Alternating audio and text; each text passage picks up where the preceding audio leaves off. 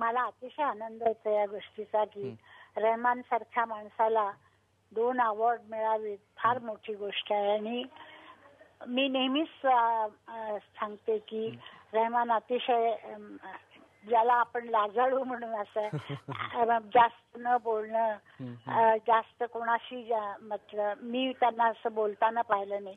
माझ्याशी तर ते फारच कमी बोलतात, पण बोलतात व्यवस्थित. आणि माझ्याबद्दल लिहिताना मात्र ते खूप चांगलं लिहितात. आणि मला त्यांच्याबद्दल एक आदर आहे की ते आपल्या म्युझिक शिवाय आणि दुसरा कसलाही विचार करत नाही. सगळी रात्र बसून ते म्युझिक करत असतात. मला एकदा काल सांगितलं होतं की वंदे मातरम ज्यावेळेला त्यांनी रेकॉर्ड केलं तर ते भरत बाला तिथं बसलेले होते आणि रात्री त्यांनी सुरू केलं. ते दिवसा म्युझिक करत नाहीत, जास्त करून रात्री म्युझिक करत असतात. आणि ते म्युझिक करत होते आणि मग नंतर हे सगळे झोपले आणि तेही जरा कंटाळून असे पडले होते.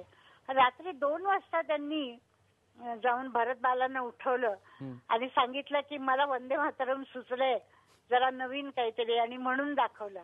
आणि असं ते वंदे मातरम झालं. आणि वंदे मातरम किती पॉप्युलर झालं होतं तुम्हाला ठाऊक आहे.